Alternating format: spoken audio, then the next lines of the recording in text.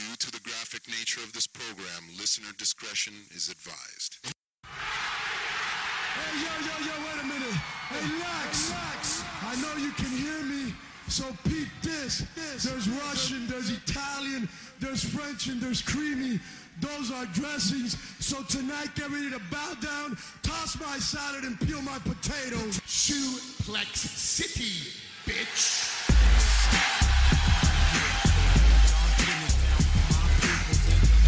Set it off because it's on now, yeah.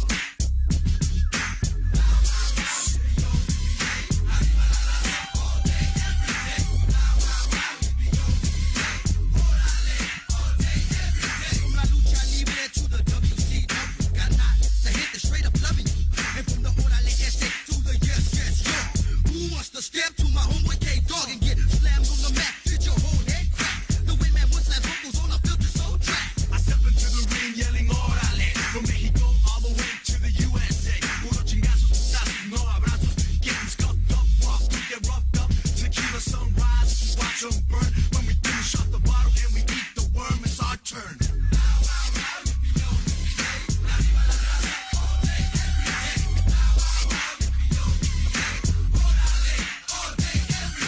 What do you know about tequila sunrise? And what do you know about the ghetto life? The K, the D, the O, the G, down with the M, the A, the D, O, and E. So ponte ducha cuando el perro lucha. I feel like an animal, I eat you like a cannibal. That's how it is and that's how it's gonna be.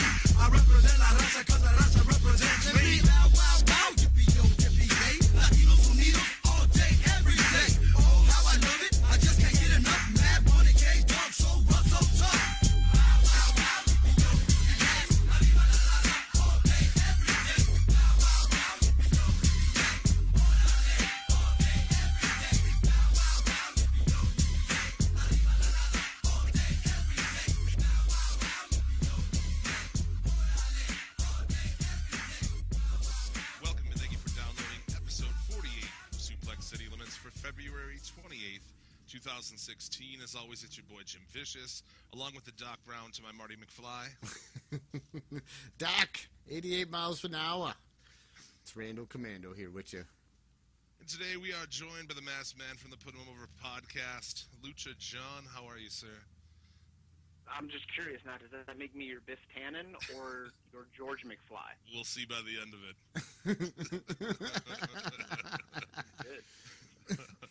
We're reporting on location from Las Vegas, Nevada, from the Ring of Honor 14th anniversary show weekend.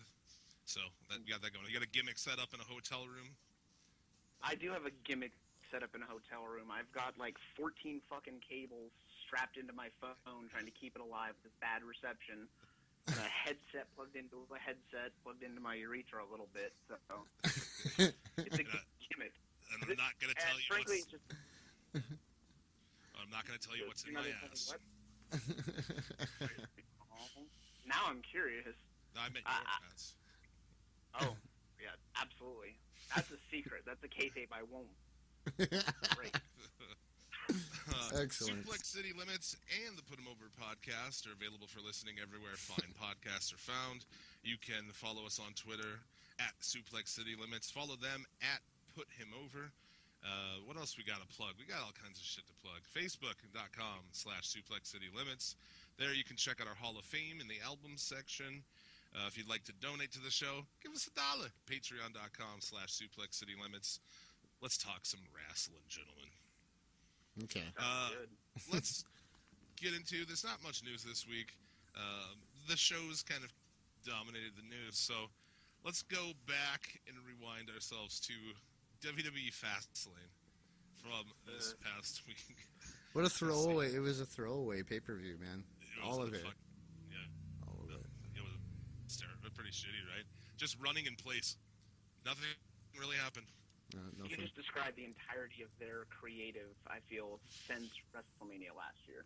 Yeah, it's been so lazy, man. And, like, coming into it, it was like, will they really put over Reigns? I was almost starting to doubt it. I'm like, we've all been saying this since, like, this whole year already, that this is what's going to happen. And I figured maybe they would change their mind, but no.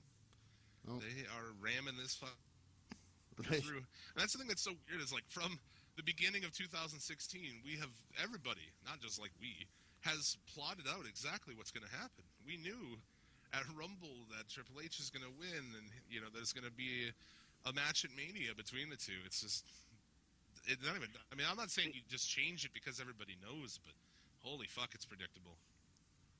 It's beyond predictable, and what kills me is they've just completely. We have a theory on our show that the WWE actively books its programming to piss off the fans. They know what they want to see. They know what the logical thing to do is that would actually increase ratings, and now they're just out of spite fucking us over with the most predictable bullshit possible. Well, they haven't been. Roman Reigns winning. Go ahead. Roman Reigns winning was seen from a mile away, and at this point, the only way that the main event of WrestleMania won't be a giant turd that pisses everyone off, regardless of how it finishes, because you either have the guy in charge going over in the main event at the biggest show on earth, or you have the guy with the least organic push ever getting the belt, and no one's going to be happy. So I'm waiting for like a WrestleMania 22 level swerve where it becomes a triple threat or something to make it slightly watchable. Right. Well, at this point, WWE they've proved they cannot produce any heels, so they've become the heel themselves.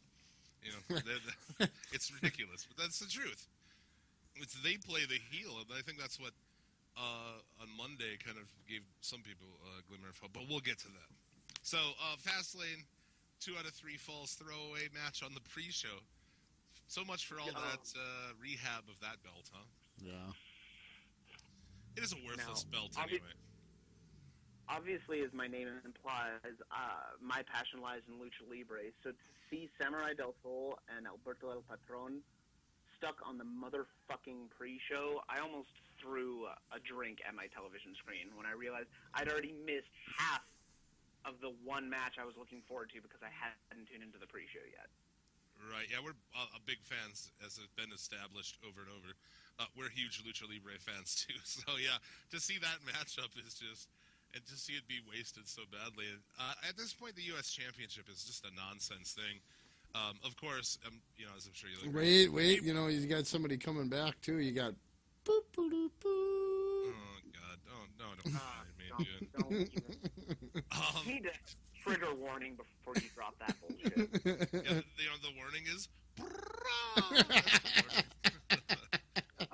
But, dude, the Cruiserweight belt instead of the U.S. belt. Or you can keep it the U.S. belt, but just book lighter weight wrestlers in there or something to differentiate the U.S. and the Intercontinental. I mean, I don't know. What do they do with it? Don't they? I think what they absolutely need to do is exactly kind of what you just said. They need to repackage it as an alternative to the Cruiserweight title, where they showcase the guys that, as far as Vince is concerned, will never make it in this company.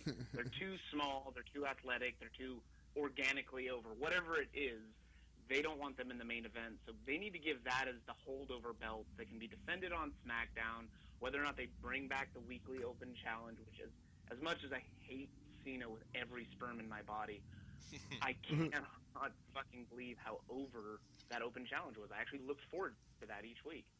Yeah, it was pretty entertaining because they were decent matches, Right. You got a guy who's never going to be given 15 minutes, got 15 minutes, But unfortunately, being as how it's against John Cena, you know that the belt wasn't changing hands, so that kind of ruined it. But yeah, this match, the booking on it was kind of weird, I thought. I mean, I guess it was different, so that was something. By giving up the first loss by DQ using a chair. I thought that was an interesting, situation, but Del Rio's finisher still sucks. Yeah, I don't like it either. But, It's not something you can organically do. Having to tie them to the Tree of Woe and then have them pretending to struggle to get up, it's completely awkward every time. You should just use the cross arm breaker and be done with it. Yeah, do something else. Given the WWE, I'm surprised ADR's finisher isn't hitting them with a fucking churro or something. So. Jesus. Or stabbing them. Yeah, right? Yeah. I mean, this is the company that put guys like Psychosis and Hoovy on rideable lawnmowers, so nothing's out of it. Oh, my God. The psychology of throwing the first fall with the strike, built ADR up as a heel that was confident enough to be willing to lose a fall just to get an edge over Kalisto. So Yeah. they've squared up a few times, and each time I've been very disappointed because they go out and they've been booking Kalisto like he's Rey Mysterio again, fighting the Great Khali. So ADR, who's not that big of a guy, has been acting like the power heel and throwing him off in pins, and it's been terribly booked stuff. This is the first time I feel like I've gotten to go out and slightly work a lucha match and really go back and forth a little bit. Right. And it was on the pre-show. and it had commercials. Yeah, right? Yeah. I love that you can be watching the WWE Network and they feel like they need to shill the WWE Network. Yep. NXT, Make sure man. to tune into Fastlane, Yeah. which you're watching right now. NXT has commercials for no fucking reason at all. But Kalisto retains, and since then, and really coming into then, has not had a singles match other than this in a month. So I don't know what's happening with that. He's just back to being on a tag team all the time. But whatever. They haven't set up anything.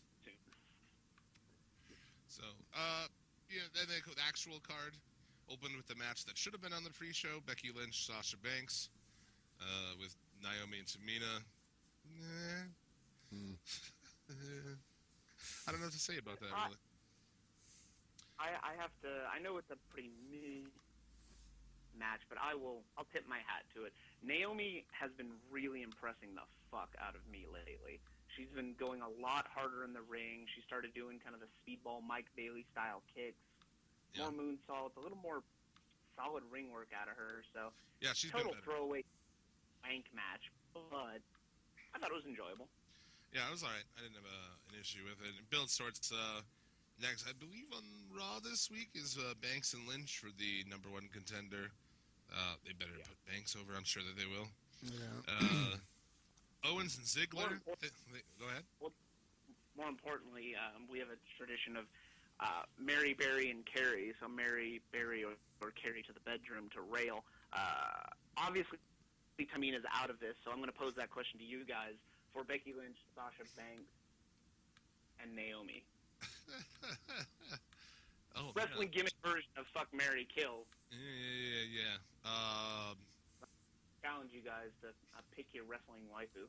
I'm going to go Mary, Sasha Banks, Barry, Becky Lynch. Oh, no, you got to... Oh, yeah, and Carrie, Naomi. Yeah, there we go. Yeah. I concur. I would have to agree. Yeah, definitely marry Sasha Banks. I agree with that one 100%. Barry.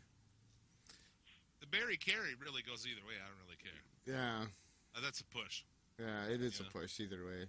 I just know that I don't want to listen to Becky Lynch try to talk for the next fucking 30 years. Yeah, that's about that's about the thing. Yeah. Right.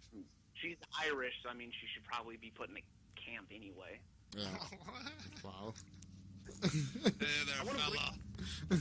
I'm a hipster racist. I want to bring back racism against the Irish. I want to pretend it's like 1930, the boroughs of New York. Hate on the mix. There's a lot of racial tension in the country right now, so we should shift it to the gingers. The Irish have been getting away with racism for far too long.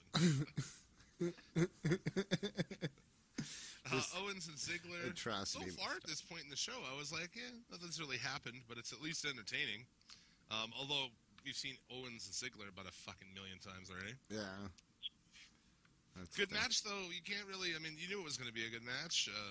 They're both good in the ring, so, not a lot from that. No title change on this show.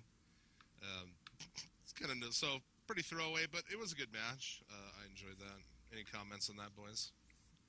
No. He was yelling at Michael Cole for a little while there, and I'm loving that shit. Yeah. I love how he hates Michael Cole. That's fucking great, man.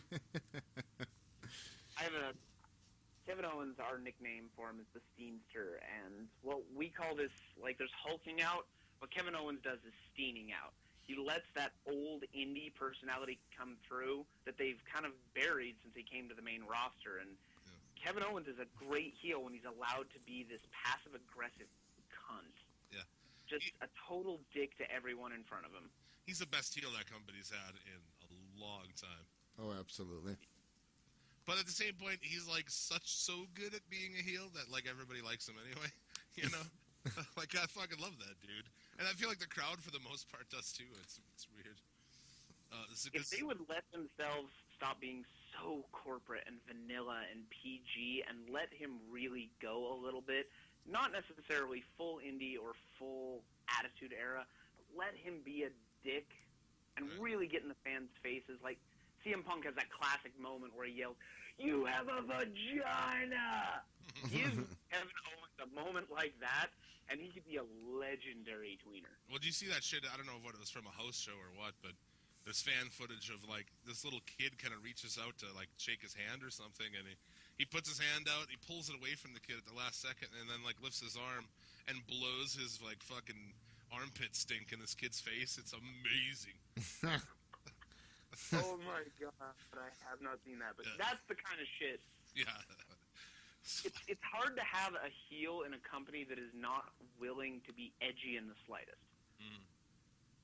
The only thing that they can book with the way that their product exists right now is a chicken shit heel. That's why we get a champ like Seth Rollins who's running away from every match. Yeah. And they try to do that with Owens too, and that's not... I mean, for Rollins is one thing, but Owens, no, dude. He should not be the cowardly heel, I don't think. No. He should be the ass-kicking heel. Yeah. But I digress. Dude. And here's where it starts going to shit. With Ryback, Big Show, and Kane. Oh my versus the god. Wyatt family. Dude, this angle that they set up at the very end of Raw coming into this. And it made no sense at all. You know? They're booking the Wyatt. They don't know what to do with them guys, and it sucks. Because you got two. Why would you put them to lose this? Why would you book that? Why would you even book this match? Why?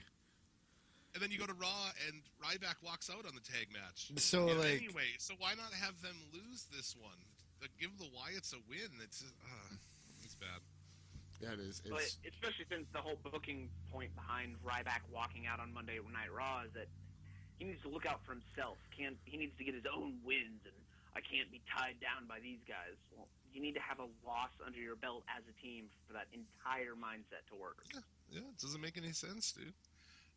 This is fucking What terrible. doesn't make any sense is that they booked Big Show as a heel when he's a terrible heel and one of the funniest guys in the roster. Well, and now And the fact that they his face now. I watched SmackDown for this week, and he comes out smiling and giving everybody around the ring high fives and shit. So now he's I a swear face. to- I swear to He's God, a face without a face turn. He's I fucking. hate to plug a big corporate podcast, but Stone Cold actually had Paul on, last week? Yeah. And the one thing that Show opened up on that's really frustrated him with the company is his inconsistent booking. He's the one guy that he fills in the gaps. Oh, we don't have a heel for this house show. Go be a piece of shit.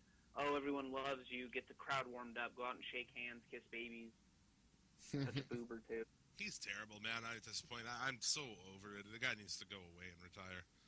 I agree with the please retire chance, man. Because it's just done, man. I've never really been much for that guy. When he was younger, he was pretty athletic and shit, but I don't know, man. He jumped off the top rope one time. I remember that, a drop that's kick true. off the top rope. Yeah, missile drop kick off the top. He got his ass chewed for that. Yeah, exactly. Because back Yet another reason, an anecdote to give you a reason to hate that fucking company. They book you according to your look. If with Kevin Owens, if you notice, he's been a lot less acrobatic and athletic in the ring since coming up to main roster. Yeah, but yet they let Big E do a fucking, crazy fucking tope. So. That's true. Yeah, that's fair enough, I guess. WCW, what do you expect from WCW? Fucking old school. You Kevin Sullivan probably fucking wouldn't have that shit. Kevin Sullivan. I listen to his podcast now and again. Mostly when he's on other people's podcasts. But he sounds like fucking an old grandma who smoked a long time. He talks kind of like my grandma, actually. It's weird. He does. He sounds like one of Marge Simpson's sisters. And you would expect him to have, That's funny.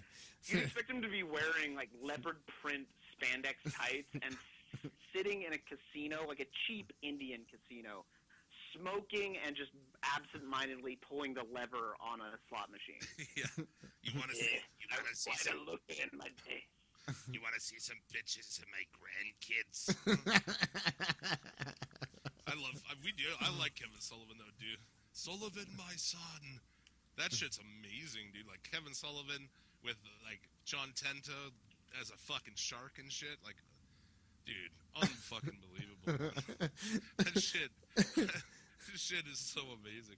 Before that, though, actually, in Florida, when he had like a satanic group gimmick going on, he had like a dude who came out of the sea and shit. That's fucking awesome, dude. That's like the Dungeon of Doom, but like less sanitized. I'm gonna go ahead and say future Suplex City Limits Hall of Famer Kevin Sullivan. Kevin Sullivan. Yeah, dude. Nice. Dude booked his own divorce, man. You can't make this shit up, man. No, you can't. That's He right. booked that whole gimmick with fucking Benoit. It's really weird, actually, if you look at it. Like, the booking in WWE is shit, but at least it's never really cost anyone. It's only cost one guy his life, so I guess it's even. WWE booking and Kevin Sullivan booking of each cost one person their life. Fuck. But four That's hilarious. but four in total, yeah. Well, yeah. But that's kind of sarcastically, like it's not. Like the Khmer Rouge doesn't give you giggles. But so we got way off base there. Ryback pins Harper, garbage. Mm-hmm. And the Wyatts lose again. That's the thing is, you come out every week and they can't come out and talk the way that Wyatt does and just lose all the time. It doesn't make any sense at this point. That's why no one gives a shit. Like, we're some of the few people who are like still believe in that character because it has so much potential, and it's just, god damn it, they spend more time trying to put together Goldust and R-Truth. If they took the amount had they put any more effort into anything than they have that over the last month, seriously, there's more effort. I don't think you in had that. more promo time than them. Every single show, there is something pushing along this thing. It's like one of the longest arcing stories in this fucking company, man. Oh, God, it's terrible. I have to be in support of that angle because I got to see Dustin Runnels, 45 and not as fat, jammed into colorful spandex and rubbing his groin in public, so... I mean, I actually, that's the thing is, like, I hate it, but I don't hate it because I think he's fucking hilarious in it, man. Like, Goldust is fucking funny in that shit. Like, dressed as a waiter and shit. I mean, I think it's all pretty decent. But it's still stupid because, well, who cares? I mean, truth is, the guy should be gone anyway. WWE is a company that's not going to put on stellar matches with great ring work, so they want to be sports entertainment. But they're afraid of being entertaining. So the Golden Truth and the New Day are something that I'll actually tune in to see. But I'm with you on Bray Wyatt. When we did our WrestleMania and Royal Rumble predictions late last year, we put Bray Wyatt as winning the Royal Rumble and going on to win the belt at WrestleMania. Bray has 80s level charisma. This is a guy who could get in and cut promos with Ted DiBiase or Macho Man. He's just so good on the mic. But you can't have him come out and call himself I'm the eater of worlds, man, and then just jog to every clown on the roster. Mm-hmm. Well, and it's like we always say, it's an opportunity. It's a character that has so much more open-ended. A lot of these, you can't book a guy like Dolph Ziggler or something. You have to book a pretty fucking straight line. Whereas a guy like Bray Wyatt, you can do pretty much anything you want to do, man. Mm-hmm. He could be anything. He could do, he could be that, and like a lot of people don't like, but he could be like that Undertaker sort of character. If you want to continue on to have a guy who is, I don't know, I don't want to say fucking magical, but you know what I mean. Mystical. Mystical. Mystical. Majestic. Not majestic. Yeah, majestic would be a different word. Majestic beard, perhaps. Yeah. It is a majestic beard. But they've ruined him. Is he even going to be on Mania in a singles match? Probably Oh, not. I'm sure he's gonna lose the third year in a row. We'll see if they even... I guess it is like fucking 4 hours long or something, so... yeah, we're going to be 4 hours long if we don't power through this fucking event here. We got a lot more to talk about. Divas Championship, Charlotte and Brie. Meh. Yeah, it was boring. What do you expect from a Brie Bella match, though? Yeah, well, she's supposed to be retiring here soon, so... Yippee! There was no way it was going to be entertaining at all. Charlotte has been a complete fucking waste of time ever since her main roster debut. Yup. Mm-hmm. When you have to get carried through a match by a Bella twin 2 matches in a row, you probably need to just, I don't know, hit the performance center again. Yeah, there's some loud-ass talking in this one, too. There'll be probably on the next Everyone Talks Too Much on Botchamania. Botchamania, yeah. You talk too much. Yeah. You never shut up. Styles and Chris Jericho. Fucking awesome match, dude. Yep. The best of the night. Yeah, probably. Well, yeah, probably, right? That's the night. Actually, I drove up to SmackDown, had like an 8-hour drive both ways, just to see Jericho and AJ, because I love... There's no one in the company that they could safely bring in AJ to fight that would work besides Jericho, because very few other guys are on AJ's level, and Jericho has that tenure and that world experience traveling to Mexico and Japan. He's the only guy that would make sense, because either it'll look like they're pushing AJ too hard or wasting his time by having him fight, let's say, The Miz some more. I was surprised. Like, a lot of people were surprised that AJ went over in this. I thought that was, like, obvious going into this that he would. Well, Fandango beat Jericho at Mania. I think it was pretty obvious AJ was going to win. But I feel like Jericho's into this, you know, as well. Like, I think he's totally on board for putting this guy over, you know, and that's something that you don't fucking see a lot of people do, so I guess props for that, but your band still sucks. But this was a good match.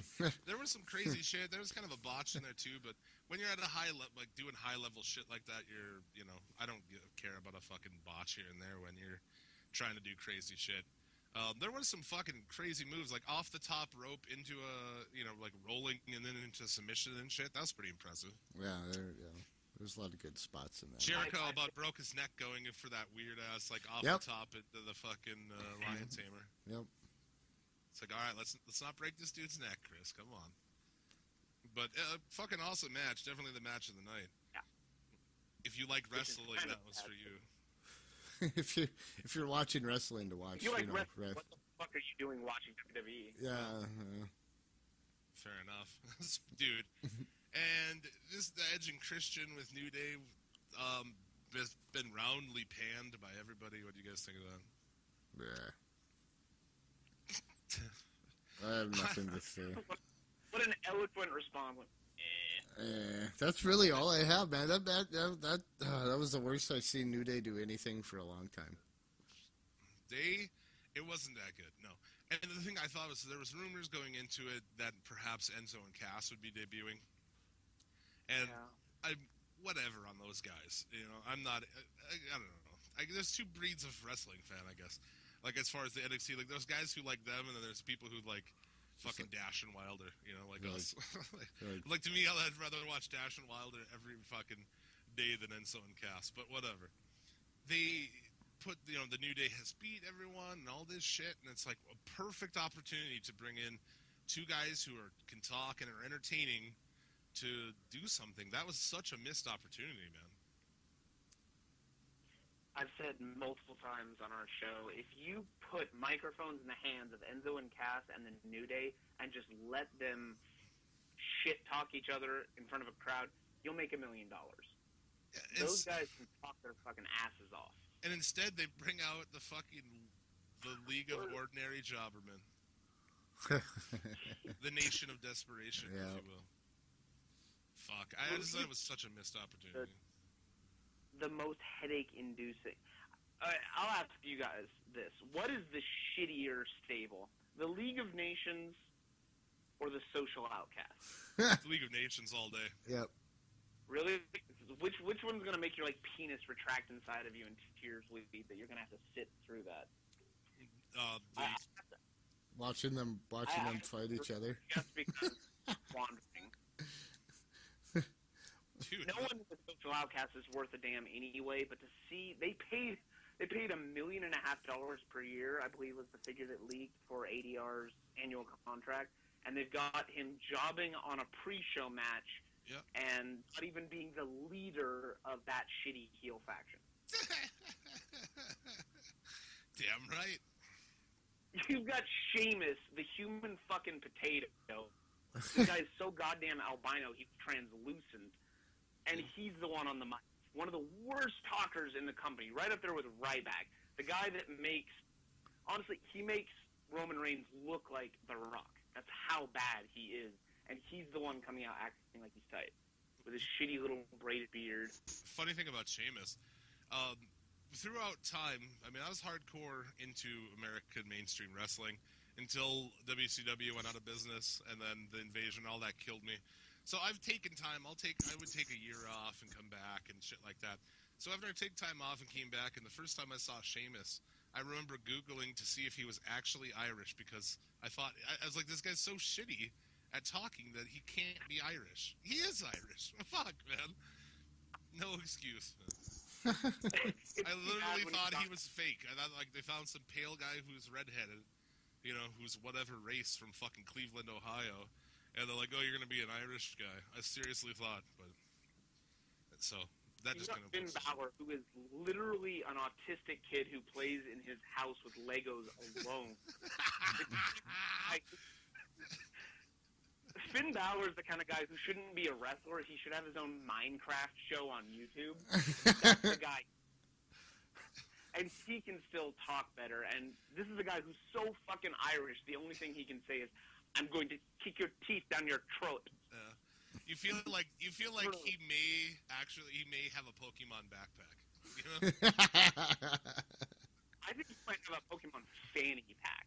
Like one of the ones that are gimmicked up to hold his Pokemon deck when his mom puts him in the minivan and drives him to the local tournament. The guy's amazing in the ring and shit, but yeah, we've roundly panned his championship run in NXT, so. It's awful.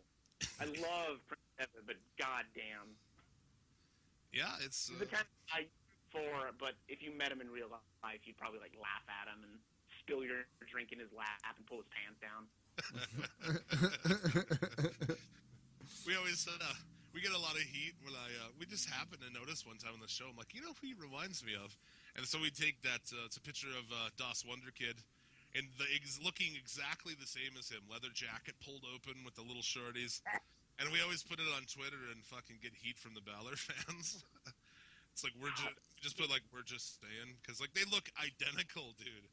Identical. As far as I'm concerned, as far as our show is concerned, that is the highest praise you can give. We love Das Wonder Kid. How'd you feel about Berlin? One of our WW guys. Yeah. How did you feel about Berlin?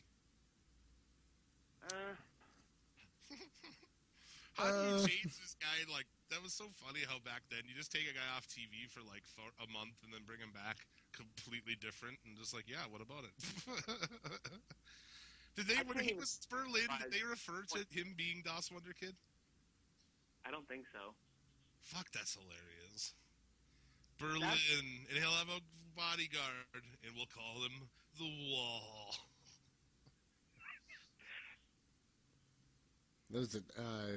It's crazy. WCW is the reason I love wrestling because it. Uh-oh. Tiger and Ultimo Dragon and got to that. You're saying you're time. echoing the shit that we say all the time about WCW. It's laughably a fucking train wreck. Like, Christ on the cross. I have never seen, other than TNA once Russo and Bischoff came on in, I have never seen a bigger train wreck in the history of the company.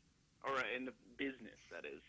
Yeah, but dude, we're the same shit. Grew up WCW fans, and that's exactly why we're like heavy lucha and Japanese guys, man. Yeah, it's an interesting thing. You definitely got a lot more culture out of it than you did watching fucking WWE, but Oh, yeah. I digress. Dude.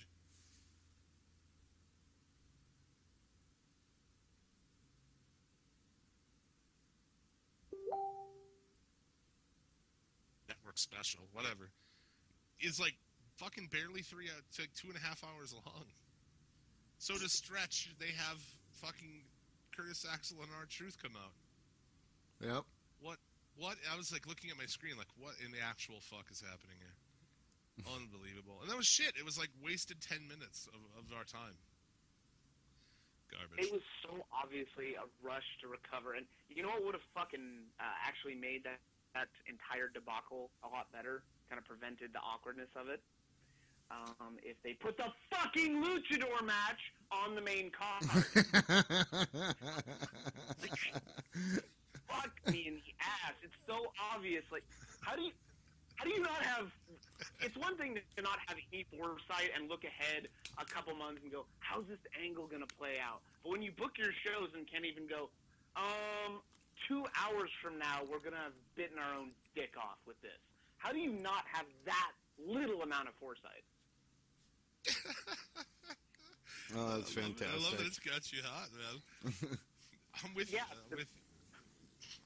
I have a signature catchphrase. It's hard for a luchador to get over in the States. And when you have two high-profile guys, one has a title and one you paid a shit ton of dosh to be in your company, and you put them on the exact place you would put a Divas tag match or anything with the Social Outcasts, and you put a high-profile match on the pre-show, they have to be doing it on purpose just to piss, like, me off. Like, I have a feeling like Kevin Dunn watches me sleep and just rubs himself a little bit and just thinks, looking through my window at night, how can I fucking piss this guy off? I think we said like last week, just wish that Kevin Dunn would pull a Ryan Dunn. Yeah. Triple threat match, Roman Reigns, Ambrose, Brock Lesnar. Was a pretty good match until the end, I thought. Thoughts? Agreed. The double suplex spot where Brock suplexes Roman, who has Dean up for a fucking Samoan drop. That was tits. Yeah, that was pretty yeah. Although, why did they not show him coming out from underneath the tables and shit? I thought that was a missed opportunity. You could have done like a fucking monster in a fucking horror movie style where all the shit starts moving and he gets up. You know, I thought it was just a real missed opportunity. Or it like could have been like the sea bubbling at Tokyo Bay as Godzilla rises. Yeah. But I hate to say that I was kind of enjoying the match because obviously Roman Reigns is a clown, and I'm in the very tiny minority that thinks Brock Lesnar is one of the worst performers in the biz, and I never want to see him on my TV. No, dude, I'm not going to disagree with you. You're not fucking wrong. He bores me to shit, that guy. Yeah. Do you remember His when entire cow? Oh, go ahead. Oh, do you remember when Brock had more than 3 moves? Pepperidge Farms does. Pepperidge Farms, You asked me if I remembers. remember when his greatest opponent was the Shooting Star Press. Oh, Yeah. when he almost broke his own neck, yeah. Dude, don't go down Hayabusa style, man. That's pulling a Hayabusa right there. It's not good. Hey, Hayabusa at least is walking with a cane again, so... That's true. Future Hall I of was Famer. just saying to T-Cat a couple days ago, like, Hayabusa is one of the great underrated guys. The Falcon era was one of the most heavily used moves out there, and he created it, and most people don't even know who he is. Oh, yeah, Because that one shot destroyed his career. he's a future Suplex City Limits Hall of Famer. He almost went in once already, but we had to have a change of plan. Big Hayabusa fans on this show. But the booking on this... Gentlemen with What's that? gentlemen with refined taste. It's a patrician's choice to enjoy Hayabusa. Oh, dude, our Hall of Fame has... put our 42nd person in last week, and yeah, our Hall of Fame has dudes like fucking Ultimo Dragon and Rey Mysterio. Who else we got? The Mil Mascaras. So we Yep. got a lot of fucking... well, Great Muda, Jushin Liger. a lot of Japanese and luchador guys, man. We're all about that shit. Hayabusa's awesome. But yeah, I mean, the fucking Roman Reigns win. LOL. Reigns wins. Yeah. What kills me is they On a did spear. it.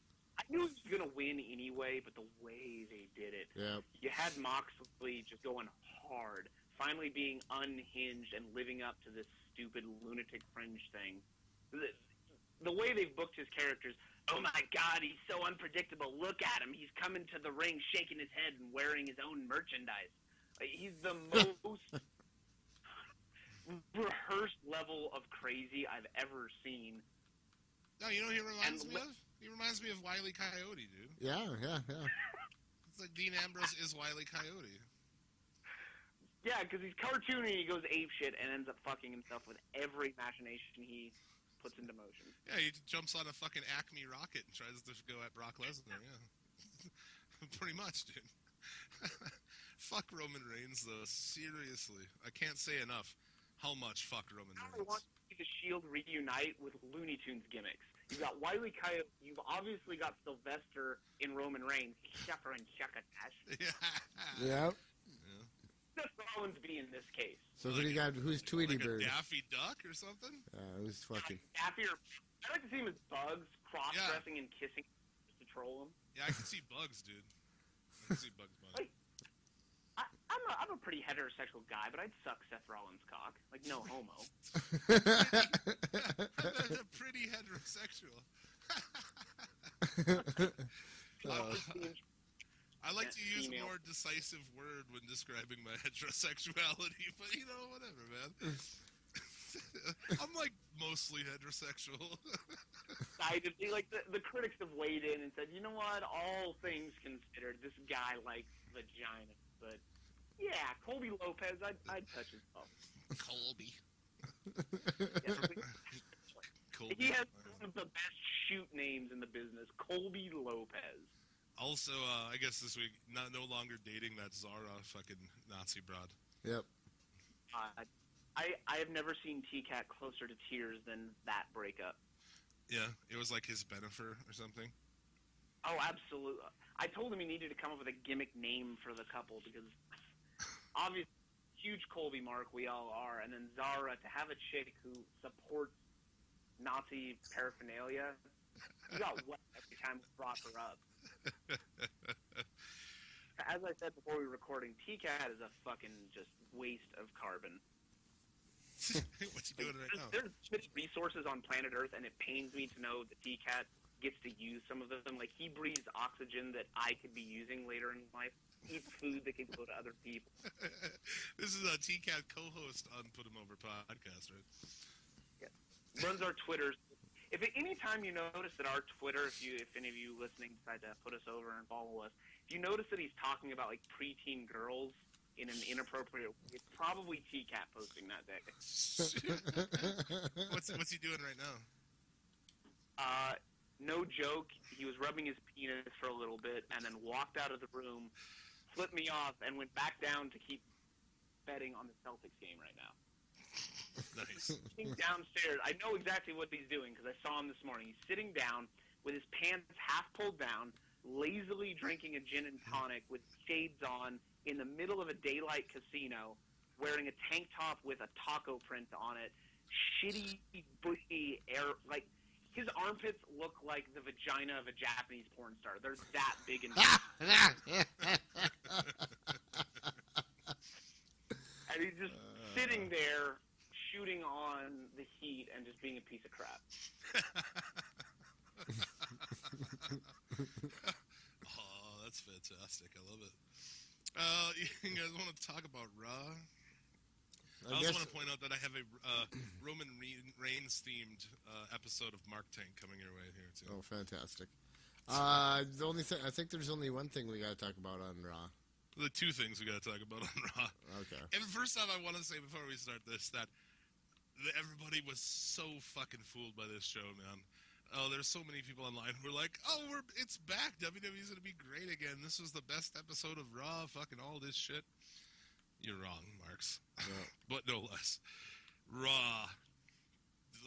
McMahon opens the show Dude, he gives that award to Stephanie, and seriously though, at that, I'll give him this. At that point, I was almost just like, fuck, dude, why do I watch this shit? Yeah. But here comes the money. The return of Shane McMahon, dude. Right? I popped. I have to admit, I popped, man. I popped too. I say the same, but unfortunately, I'm cursed to live in California, where I'm 3 hours behind everyone else who's watching Raw actually live. So if I even touch my phone, Raw gets spoiled for me. See, I've actually watched it live this week, man. I guess we should mention before Raw went on the air, earlier in the day they released on social media a video of Dean Ambrose, a fan video, air quotations, of Dean Ambrose arriving and then Brock Lesnar attacking him, which I felt like it was like, we know we fucked up, but will you please watch Raw tonight? Because everybody was pissed, man. Everybody was pissed off online about fucking this pay-per-view and Roman Reigns winning. The internet fans, anyway. Which is a dumb thing, because everybody has internet, but whatever. Yeah, why do they make that a delineation? The internet wrestling community. Fuck those internet fans. Why are they still just tape trading and going off of dirt sheets? How dare they have email, newfangled assholes? How do they listen to people critique us? Yeah. But, so Shane coming back, I mean, I thought this overall was okay, but it didn't really the whole thing was senseless, dude. It really doesn't make any sense at all, because, okay, so he's got something on Vince, but yet he takes a match when he doesn't have to, and the whole thing was very convoluted, I thought, but no less. And then the announcement of the match was like, what? Yeah, very out of nowhere, little fanfare. Do you think that you will actually see Shane McMahon wrestle The Undertaker in Hell in a Cell? Is that actually going to happen? No. It will not. No. No? I absolutely think so. I think it will, dude. I think it's This is what's going to happen. Goldberg's coming back. You think so? That's dude. It sounds ridiculous, but it is ridiculous. But it's possible. You're right. I think that holds more water than Shane actually getting in there. That's all. Yep. They'll bring back Goldberg against the Undertaker. WrestleMania. God, that would be terrible. Shane. One thing about Shane is that guy is an underrated worker. When he used to get in the ring, he would go harder than half the guys on the roster. Oh yeah, absolutely. Even a glimmer of his past talent, it should be a good match. But the problem is, Taker's streak is already broken. There's no tension. If he loses again, whoop-de-fuck. Like, there's no build-up, because the moment you broke that streak, Taker's WrestleMania credibility is gone forever. This could be a huge draw. The future of creative in the WWE is on the line against the undefeated Deadman. It would be a huge match, but going into it, they don't have a leg to stand on. Yeah. Well, and the interesting thing, so who are you supposed to be? Is Undertaker's working heel, or, and why would Undertaker, like story-wise, why would Undertaker be on Vince's side? None of it makes any sense. And the thing is, like, yes, Shane McMahon coming out and having a WrestleMania match, like, okay, yes, that's a cool thing, but none of it from beginning to end makes any sense whatsoever. No. It's just lazy. It doesn't make a lick of sense, you're right. Not a goddamn... Right, because, what is he going to do here? Like, you're going to root for Shane? I mean, obviously the crowd is for the creative control. Air quotations again. That's the thing. People, like you said, are getting worked. Marks are thinking that this is going to change everything. Regardless of whether or not Shane is back on television in this role, that doesn't mean anything is going to change in how creative is run. He has no position in the company, nor will he. Yeah. He is not returning to it. I mean, he's playing an on-air character, so... Exactly. At least, like, we've been calling for it forever. They need a face authority figure if they're going to do it. I mean, there needs to be... Because Raw, I think, like, having the authority as the main thing, it makes the whole show just unenjoyable. Like, at least if you get a face, authority for a little while, you can, like, hey, what you want to see is what you get and stuff. You know what I'm saying? Instead of just the bullshit of it. So it could be something, but it's been especially fucking unbearable to have a heel authority and their one guy that's supposed to be the people's champ and rallying against them is a black hole of charisma in Roman Reigns. Dude, he's... I was TV. thinking about it this week. I was watching, watching Raw. How could you even be this terrible? Like, at personnel, like, you take the wrestling and shit out of the equation. He's not good at that either. But let's just, I mean, I feel like if you took Joe Blow off the street and you said, for millions of dollars, all you need to be able to do is talk on a microphone. Figure out how to do that. I feel like you should be able to do that. Just the idea that this guy is so fucking daft that he can't even do this menial task of talking into a microphone properly. It's just unbelievable to me. Like, how fucking stupid he must be. No? Yeah, when I first saw him, I blamed creative because I thought maybe it was just a case of they wanted to book him as the generic face. The same way Wuhan Nation as Apollo Crews is just a vanilla motherfucker. Oh, my God. So they want to have him. I'm just so happy to be here. It's such a great chance. I just want to prove myself to all the fans. Thank you so much for this opportunity. Mm-hmm. And that's that kind of thing that I was feeling. But then there's been times where Roman goes off script, and you get shit like, this ain't boring. This is real life, baby girl. Like, yeah. He's a fucking idiot, man. He's like that Vanilla Reigns they're trying to bring up, that Josh guy from Tough Enough, who is just like a complete fucking idiot. Like, you watch that, like, Breaking Ground, and you're like, this guy's a complete fucking moron. How has this guy not accidentally killed himself so far? Unbelievable. I hate for Roman Reigns and whatever the fuck his actual name is. It runs so fucking deep, man. But if this match happens, will you see Shane McMahon go off the top of the fucking cell or something?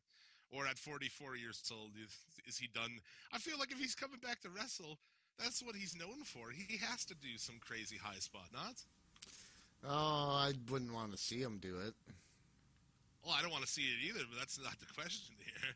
The question is, will they do that? Probably. Unfortunately, they probably will. To spur on a holy shit chant. It's gonna happen. It will be a high spot, but it'll probably be a really safe, on the pads type of high spot. But we always had respect for that guy, man. Like, that's one thing is, like, that dude does have the respect of the fan base for all the shit he did, because he never had to do any of it, you know? That's how much he wanted to gain his father's love, man. He was willing to throw himself on the top of a Titantron to put fucking Steve Blackman over to try to get his father's love, man. Great drop. One of the most underrated of all time. Blackman? Yeah, you know. Yeah. Blackman was all right, I guess. Any guy who comes to the ring with nunchucks is a cheap pop for me. Yeah, well, Drago with nunchucks lately, huh? Yep. Yes. Awesome, dude. I keep fucking tweeting Chris Joseph and shit. Dude, you guys need to get him, Drago, one of those Rammstein face flamethrowers, dude. For the entrance, man. I'll take that shit over the top. Well, yeah. That'd be fucking rad. Anyhow. At the top of those stairs, he comes out at the top of the stairs, does a giant fucking face flamethrower fireball, and then takes the thing off and comes down the fucking steps. God damn it, Krista Joseph. Make it happen. Make it motherfucking happen. Dude, I think CDJ would do it. Krista he owes us for fucking standing us up. He was confirmed and booked as a guest on this show and then stood us up. Come on, Chris. That motherfucker. We haven't forgotten, Chris. Never forget. No. At this point, I just read this morning, actually, the first issue of the Lucha Underground comic book, in which Vampiro is dressed as a Sith Lord and a literal vampire drinking people's blood. Yeah. I don't think there's any limits on what kind of crazy, gimmicky horseshit you're going to see on Lucha Underground. Oh, what did I hear this week? I heard some tidbit that put together a part of the story from the comic book, but I can't remember what the fuck it was. Was there any other shit in there that was interesting to, as far as, like, the ongoing story of the show? Nah, the first issue of the comic book was primarily a look at the relationship between. I love that I'm going this deep into a kayfabe. This is a lost art in wrestling, but the relationship between a master and student of Vampiro and Pentagon Jr. and just their training together and Vampiro's time in the insane asylum. Oh, okay. It's so fucking awesome. I've never Lucha read a comic in my life. But boring. I've never read a comic in my life, but dude, I want to fucking read this comic. That's fucking ridiculous. Entire thing is available for free on their website. They've been tweeting it out. It's hilarious. Boom. Awesome. Let's see here. Speaking of Lucha Libre, huh? How about that segue? There you go. This is a Such a good 5-star segue. podcast. That guy and still getting it. There are a lot of monthly subscription boxes out there. Hey, boys, you've seen this. You can get, like, Dildo of the Month in the mail. You can get all these. Oh. But only one monthly box subscription is jam-packed full of Lucha Libre goodness, and that is Lucha Loot. You can check out Lucha Loot. They have multiple tiers: $20 for the standard loot, $30 for the high-level one. I should have the exact terminology on here. I'm not good at commercials, dude. They have the standard chest and the deluxe booty. Lucha set every month is a mask, a t-shirt, other Lucha Libre fucking goods. You can get 10% off your first month by using the code SCL10. So do that. Check that out. We'll actually be reviewing the new Lucha Loot box on the show here in the upcoming weeks. I'm waiting for it to arrive. Should be here any day. So I look forward to that because obviously I'm Lucha John and Lucha Libre is my gimmick, so I'd like to subscribe to that, particularly the deluxe package, because of the masks that come in it, but I don't know what the quality of the masks are. Oh. I have a guy in Mexico who supplies me, so. these are from Mexico. They're actually pretty good masks. They're done by Masked Republic, runs the Lucha Loot stuff, which is Kevin Kleinrock, so good shit. They're high quality, man. I don't know what's going to be in this month, but if you sign up, SCL10, baby, 10% off. Word. What was that for a commercial? All right. Nailed it. Those are the ones they want. Plug than my last bachelor party. Yeah, that's fucking. There you go. I just broke the baby. What's in my ass? Nice. That's a mid-roll commercial right there, son. Man, the rest of that took a half-hour commercial-free, and then after that was just a barrage of commercials. New Day against Neville and the Lucha Dragons had so many commercial breaks in it. You didn't even get to watch the match, dude. Like, it'd come back for like 30 seconds, and then you were back to commercials again. So, nonsense. The rest of the show, there's not really that much to talk about, dude. I thought the rest of the show was typical raw fucking garbage. Well, it was Raw. What do you expect? The Usos, babble on the microphone with the Dudleys, which gives a fuck about that angle. And then they beat the detention, the faces of queer, the feces of queer. They're back on Raw again now? For about fucking 2 minutes. Awesome. Usos super kick the feces of fear, pin them, done. Are we talking about the Ascension? Yeah. The feces of queer. I'm gonna admit to you guys, after the Shane thing, I turned Raw off because I can't be asked to. I'm a guy who will literally sit at a fucking computer and shitpost about Japanese video games and porn on stupid websites all day and go on forums and sit there in my underwear in the dark into the wee hours of the morning, and I still feel like 3 hours wasted on a Raw is time just that I will never get back. In your underwear and a mask, and a lucha mask. Of course. Yeah. I honestly feel I'm probably whiter than Sheamus at this point because it's been years since my face has seen the sun. Just post a video to YouTube. Just going about like taking a shower with a fucking lucha mask on and shit. Absolutely. You gotta get dirty under there. I'm right. Holy shit. No one else works me harder than the Ascension because they feel like they're fucking cast-off characters from a newer Mortal Kombat game. Yeah. And they look like the kind of creator wrestlers that a 12-year-old who listens to Slipknot would create. Yeah, these are my guys are called the Ascension. They're so fucking cool, so hardcore. When they've got the fucking Illuminati shit that comes up. When they first debuted, and I saw their Titantron video, I burst into like, deep gut laughter and almost fell out of my chair. Yeah. The fact that they were so over in NXT just proves how fucking stupid the crowd at NXT is. They still go back there sometimes to job the NXT teams, and the crowd's still fucking, yeah, they're still over on those guys. The one guy's like 70s wrestler build, the other guy's not big. Stupid, dude. The other one guy's like in shape, out of shape, you know, like in the 70s. Man. Yeah, like strong fat. Strong fat, yeah, there you go. Yeah.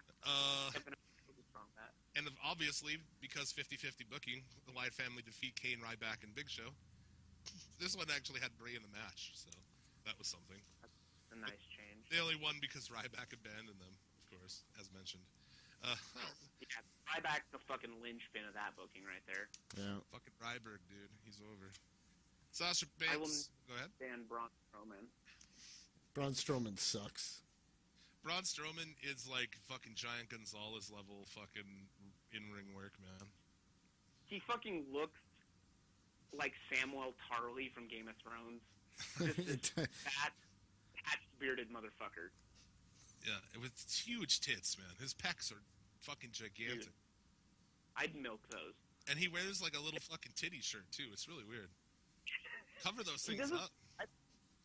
I don't care how tall he is. If I saw that guy, I would not think, oh my god, that guy's a pro wrestler. I would think, oh my god, that guy lives off of Hot Pockets and plays World of Warcraft every day. That's a Viking character. Yep. Yeah. Like when he pulls off the sheet mask, I don't expect, the face of destruction. I expect him to say, level 70 paladin, pugging it out for Golshurak. I think, Yeah, he's bad. We were trying to debate if he's better or worse than fucking Giant Gonzalez / El Gigante, but or what's his fucking nuts, the Indian guy, whatever. Kali? Not the not feather, dude. Yeah, Kali. I think Kali is even better. I'd rather watch Dalit Singh than fucking. I can't take seriously a guy named Braun Strowman. That's like being called Strong McBig Huge. It is, yeah, it is. Yeah. I'm Red Bicep. I'm here to fuck you up. Yeah, dude. Chip McMuscle. Chip, Yeah. Beef man. They already had somebody called Beef, so. That's true. Sasha Banks defeats Naomi. Who gives a fuck? 6 matches on this card, by the way. By the way. And Roman Reigns versus Sheamus ends in a no contest when Triple H comes out, jeans and a fucking t-shirt, jean jacket style, or leather jacket style, and does this over-the-top beatdown on Roman Reigns. Fucking Saxton, like, worst drug deal ever, fucking handing off a blood packet to fucking Roman Reigns. Yep. Oh, man. You can't blame that beautiful Cro-Magnon face. This money maker. Dude. And that's Triple H is such a cunt, that guy. He goes complete fucking... He gets a little... Well, obviously he gets a face pop because fuck Roman Reigns. And it will... Like I've said last week, man, the crowd will root fucking the ghost of Adolf Hitler over Roman Reigns. Like, they don't give a fuck, dude. Child rapists are more over than Roman Reigns. It doesn't matter who it is. And he after he pedigrees him on the steps, he stands, the show ends with him standing there, soaking up the fucking face pop with the title in the air and his taped up knuckles covered in fake blood. Unbelievable. Like, just to guess like that in 2016, this man has booked himself into the main event of WrestleMania as the champion is a level of cunt that I couldn't even have expected from one of the biggest cunts in the history of the business. Some Kevin Nash WCW shit. It is. It's Well. Kevin Nash cunt level. Yeah. Unbelievable, man. And it does And not... that's why there's no good way out of that match. Either they're doing it just so the big heel guy who's the man, the game, the legend, can get beaten by the scrappy underdog that everyone hates, that'll piss everyone off. Or he legitimately puts himself over as the fucking guy in charge and keeps the belt at WrestleMania.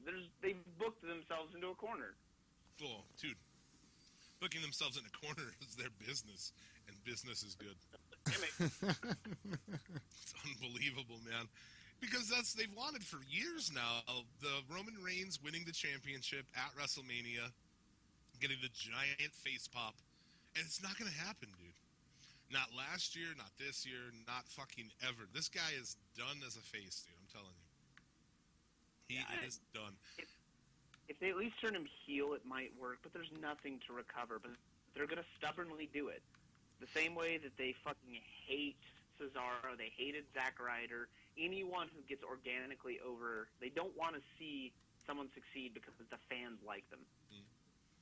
Yeah. There's that classic line that Vince McMahon would rather have half the stadium full of people cheering for the guy they want to win than a sold-out stadium cheering for the guy they want to see win. Yeah, and these things are never more apparent than SmackDown. I fell asleep like 3 times trying to watch SmackDown this week. It took me like 2 days to fucking finish it on DVR. The overdubbed fucking boos and cheers on SmackDown are unfucking believable. I know I talk about it every week, but every single week it just blows my fucking mind. Why even go? Don't even go to SmackDown. Just film SmackDown in a fucking... Just film it in an empty room if you don't want the crowd to be any part of it. SmackDown at times is the wrestling equivalent of the fucking theory. The level of just added in audience reaction is absurd. It's gross, and it makes no sense, dude. SmackDown this week opens with Triple H, getting this, like, fake boos, and it's like mostly the crowd is doing nothing, And same thing, New Day come out and boos. Like, it's so dumb. No one boos them. Like, why do you do this shit? And why do you fight it? They can be. That's one thing about Lucha Underground is like, Pentagon is like the most over guy in the company, and he's the biggest heel, and they don't give a fuck. Yeah. Because why do you give a fuck? The New Day can come out and be assholes, and everybody can love them, and who gives a fuck, man? I don't understand why they're so, like, in with this heel versus face thing. It doesn't matter. Like, Lucha Underground, I don't give a fuck, man. What's interesting is 2 guys who are really good at wrestling. Not? Yeah, that's what I watch it for. Maybe I'm on a different fucking planet, but my history of liking wrestling is because I want to see 2 guys who are really good go against each other. It doesn't make any sense. I don't understand WWE. But that's... From a creative standpoint, it's like they don't remember that the Attitude Era happened. There are 2 lessons that they can learn that are very specific that could save their company on a creative level, and it's The Rock and Stone Cold. With The Rock, they pushed him too hard as a generic babyface, and everyone hated it. But when they let him reimagine himself and become The Rock and do something that was organic and natural for him and let him get into his own character and zone, he got super over. Now, if they could just remember that and stop trying to force these generic vanilla characters for these babyface personas, you wouldn't have everyone hating Roman Reigns as much as they do. Yeah, they don't. That's the thing. It's baffling to me that they don't understand is when you let people go out and be themselves and do shit, they get over. It's always been that way. And they just don't seem to fucking get it. Same with New Day. Once they were allowed to kind of do their own thing, they got super over. Oh, yeah. The other lesson is like with Stone Cold. Stone Cold was a giant piece of shit, and everyone loved him, and he was a quintessential tweener. And it seems like the company is... the idea of a tweener is anathema to them. They just will not entertain the concept. And I think there's something to what's going on over there. People yeah, T-Cat's back. Fucking piece of shit. No good son of a bitch. You won? That one $40. $40, huh? You gonna spend it on like a strip club? Yeah, let's go back. You wanna go to a strip club? Right. Tight. You guys Shit. go to a strip club after this. You know what? I have to say, this is my first visit to Las Vegas. And this town is not only a fucking gimmick, it's a work. Yeah, obviously. This goddamn town, like everything about it. Everyone is such an obnoxious cunt trying to get you to sign up for their gimmick. I literally needed 3 separate cards to buy breakfast this morning at my own hotel. Yeah, Not to mention the sheer amount of money. I ordered a fucking meat Jameson and paid $46 for it. I'm starting to get physically just uncomfortable and agitated just being in this shitty town with its shitty air and its shitty weather. Just a crap place to exist. Not putting over Vegas, man. Yeah, people are like, oh, go to Vegas, it's awesome. Like, it doesn't sound awesome to me. But I ended up in Vegas, holed up in my hotel room with the blankets hanging over the windows and towels shoved under the fucking door. With a room full of smoke. Fuck that. I hate it. So this is a place for like normies to come who think that going to a casino and going to a strip club is actual debauchery. Yeah. Like when I go to Sin City, I want to go to like Prague and fuck something with 2 dicks and like a goat. Yeah. Well, that is a fair. Some people go there now. They think they're being debaucherous, and it's like they have no idea about actual debauchery. But dude, that was raw. I don't know. Fucking nonsense. I don't know what's gonna happen. I mean, we'll see what happens. We've got weeks and weeks of terrible Raws to lead into WrestleMania, and is we can watch with like it's a battered housewife syndrome. Like we take our black eye, we do the dishes, and we continue watching WWE. But we live in a beautiful time where even the tiniest little boondock promotion has a show on YouTube. Alternative product is at an all-time high for availability, so people don't have to continually be shit on by the WWE. You've got New Japan, Ring of Honor, Lucha Underground. You've got watch something. You've got our friends at Fully Loaded Wrestling, Fully Loaded Wrestling TV on YouTube. WCWC is on YouTube. What is that? West Side Connection from Germany. Is on YouTube. Weekly YouTube wrestling shows that will kick the fuck out of Raw. Yeah, definitely. But, you know, that's the thing. Doing a podcast about wrestling, you have to watch Raw. There's no way. I wish I could not watch Raw. But I have to. You want to quickly do some Mark Tank here? Yeah, I have a Roman Reigns themed Mark Tank for you this week. Awesome. Send us if you see topics or comments for Mark Tank, hit us up on Twitter, #Mark Tank, at Suplex City Limit. These are all posted on the comments on the Roman Reigns' fucking facial injury. Do you see this? They posted a picture of Roman Reigns with like a piece of gauze in his non-bruised, non-cut nose with like with a thing over it. Unbelievable. Why do they do this shit, dude? Be all or nothing about kayfabe. Obviously, you don't give a fuck about it, so don't do things like this. It just looks terrible. Am I wrong on that? Nope. Nope. Just to post these fake-ass injury pictures, and when they sit and, they're so desperate they're so desperate. They're just trying anything to get hype for WrestleMania. It's going to turn out to be one of the worst WrestleManias. Yeah, at the end of your last Raw, you know, before this, the Raw ends, and then 5 minutes later, you have show sitting there talking about, oh yeah, Braun Strowman, man, he's coming along, he's a talented guy and all this shit. And it's like, you've broken kayfabe, but you're telling people, like, while watching this show, hey, directly after this, go to our own thing and watch us completely shit on fucking any bit of kayfabe we've tried to build. Yeah. Immediately after this. It's unbelievable. Or tune in directly after this to watch fucking Breaking Ground, a show where we take mostly people who don't give a fuck about wrestling and who are terrible but look good and try to make them wrestlers. Like Tito, that Saudi guy. Was it that former football player guy? Yeah. He is garbage. The most surefire way to make me hate a wrestler is to tell me they used to be a football player. Unless you're Del Wilkes, don't fucking make the jump. Or Vader. Or Vader. I guess Moose. Moose also played football, and Moose blows my mind because Moose is a guy who used to be a football player, and he's like the bizarro Titus O'Neil, this giant bald black guy who used to play football.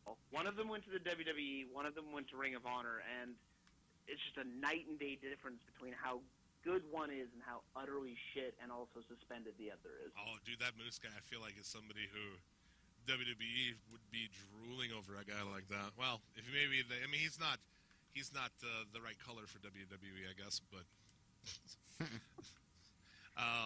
he's fantastic. I'm going to do a shameless plug that on the upcoming episode of Put 'Em Over podcast, we are going to be interviewing none other than Moose's manager, the legendary for as long as he's worked in the business of 2 years, Stokely Hathaway. Stokely Hathaway will be our guest, so tune on in. Nice. There you go. Putting myself over voice. No, I mean, I would expect you to put yourself over here. But Moose is fantastic. That guy is like, see that dude pull like Lucha Libre shit. He's a giant fucking man. He's super talented. It's the attitude in Ring of Honor. Any of the smaller promotions, you can't come in and politic your way to the top. You can't come in and just grab a mic and try and work a crowd. If you do not show that you love wrestling, that you're willing to improve and work a great match, not only is the crowd going to fucking bury you, the backstage guys are going to bury you, and you're just not going to make it in that company. Yeah, there's no such thing as coasting in Ring of Honor, dude. You know? You can't go there and coast. That's for fucking sure. That hates wrestling, so. That's very true. All right, let's do some of this. These Mark Tank comments are fucking... Dude, I had so many that I just had to quit. So I will see. We'll bust through a couple of these and see what you guys think. So Mark Tank is legit comments from people on WWE social media. So keep that in mind. Tommy DeBono says, Roman Reigns will always beat Triple H any day, anywhere. Get this, Triple H. Your time is over, so get out of the ring. Oh my God! It's awesome, these people, dude. There are. I think that one was mine. Dude, that was my That was my tweet. Was that my tweet? Putting yourself over.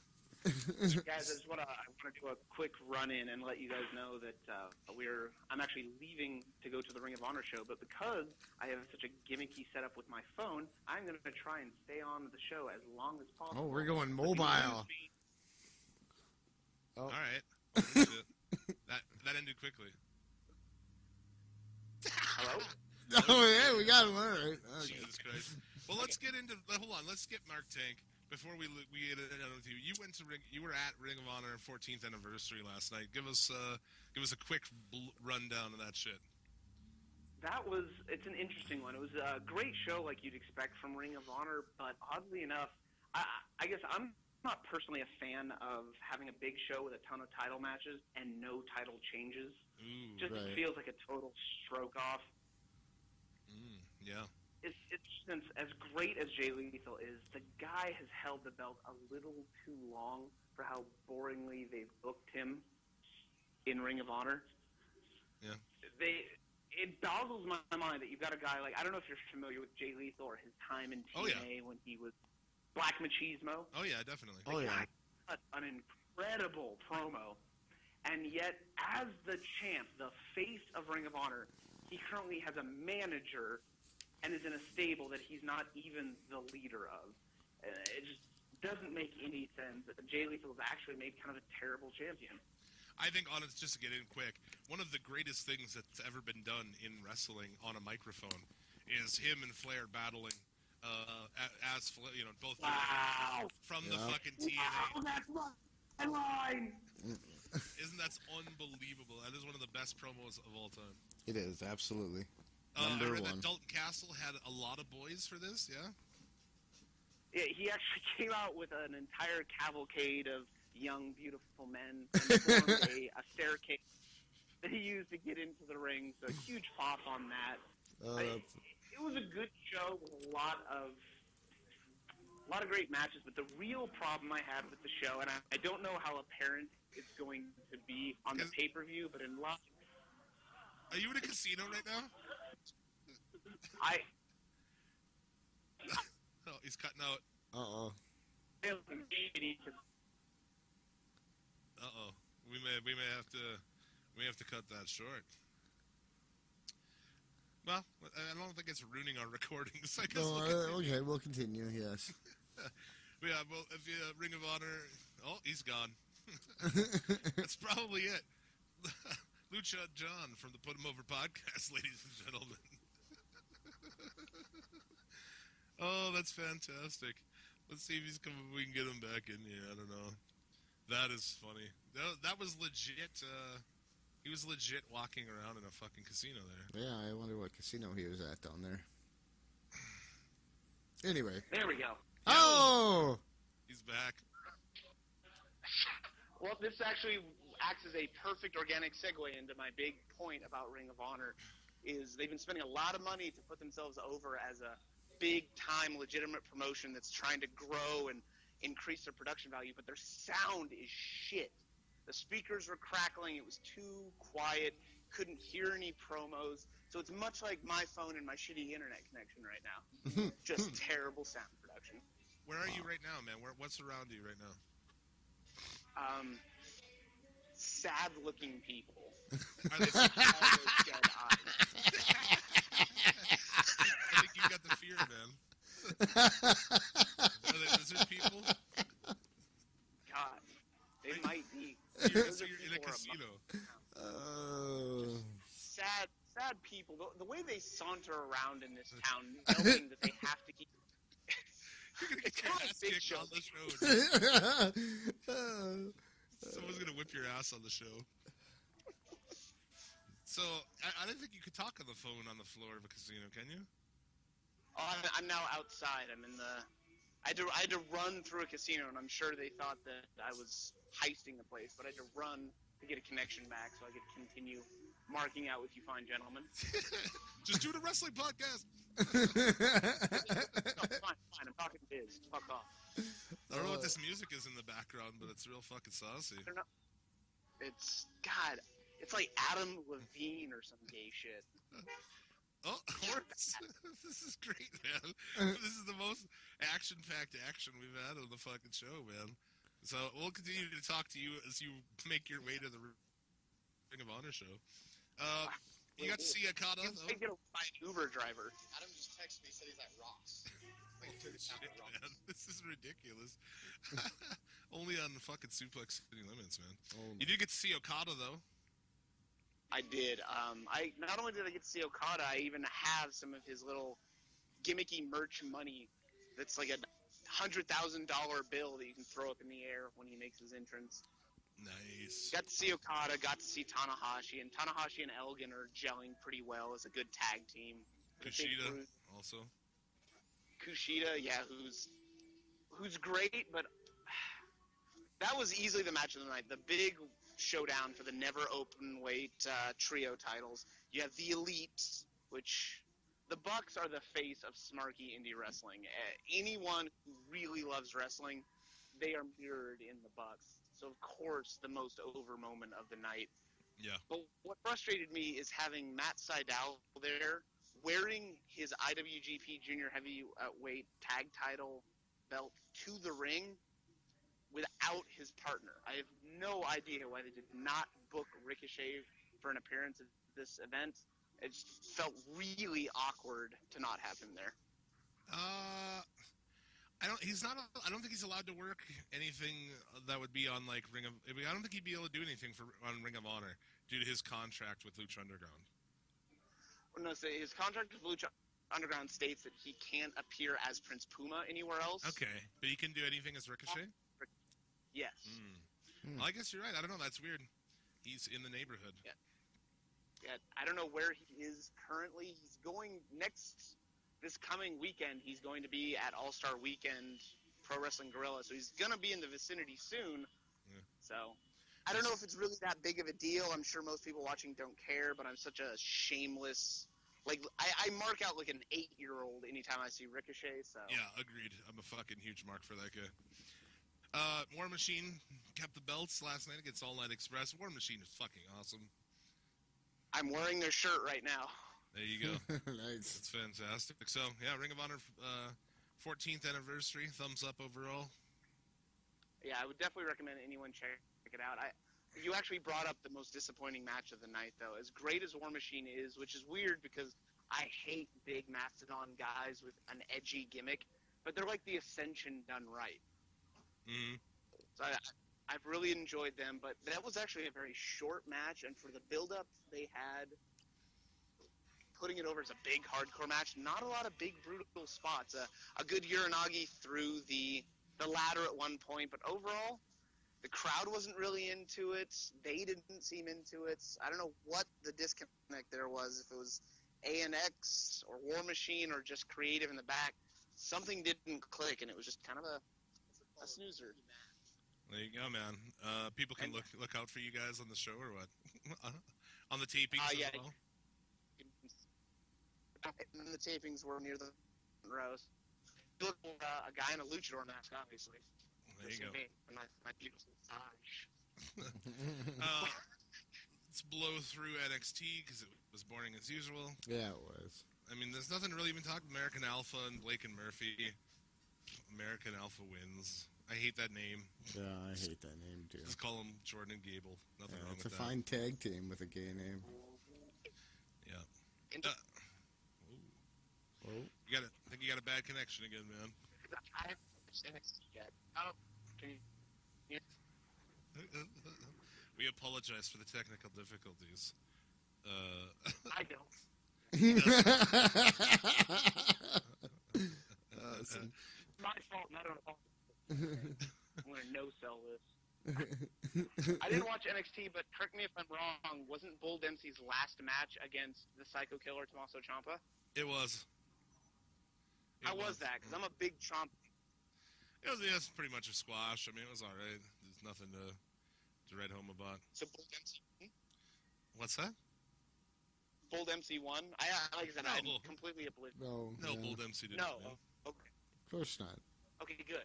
I'm fine with that. I want Ciampa to have a push. I want guys like Ciampa, Rich Swann. They've got Sombra on their roster, and he hasn't had a televised match yet. Yeah, it's dumb. And two, with Swann, they're like, oh, Swann, he debuts and fucking loses to Corbin.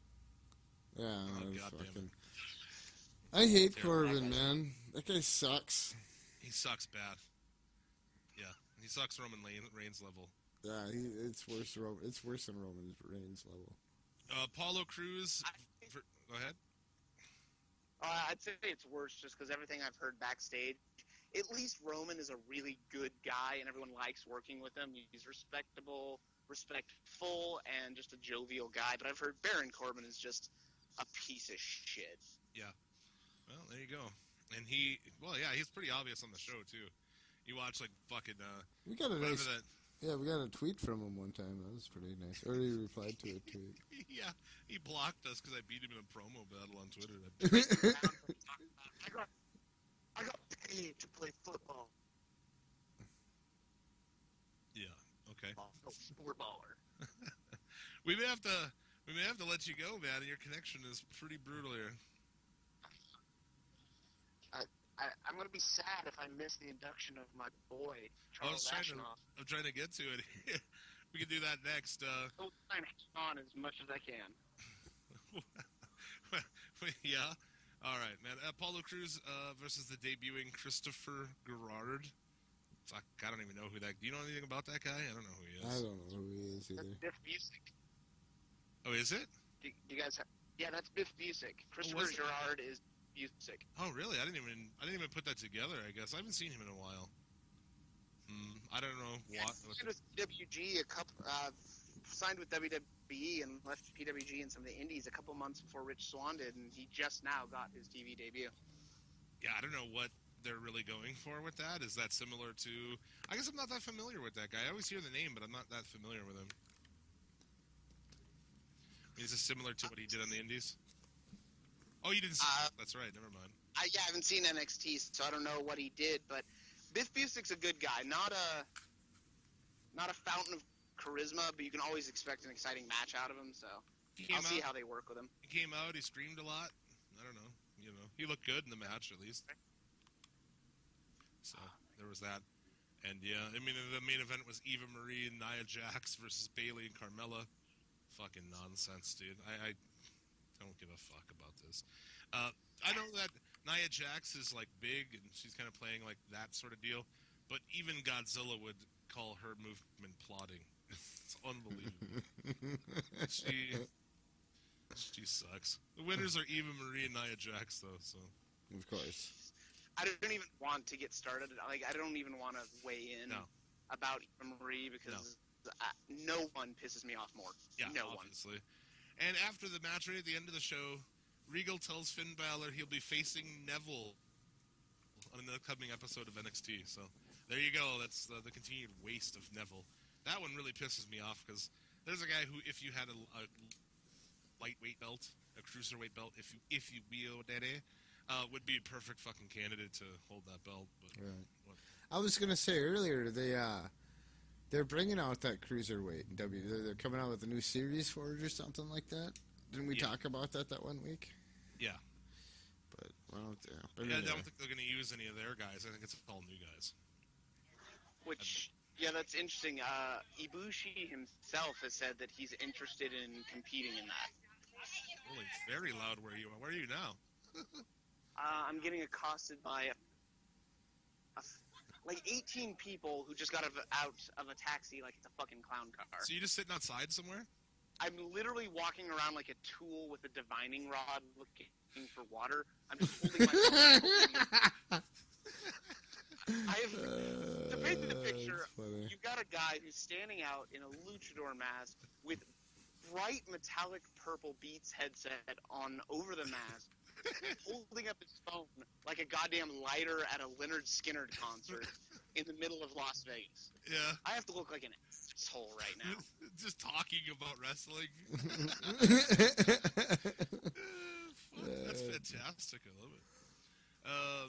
So, yeah, NXT, pretty boring. Whatever. Let's do... maybe you think you're going to make it through this whole thing, or what? I hope so. Yeah, let's go. Let's trudge on. What's that? Let's trudge on. We trudge on. We trudge All right, on. Dude. That's let's do the Hall of Fame now, in case we lose you. Huh? Okay. All right.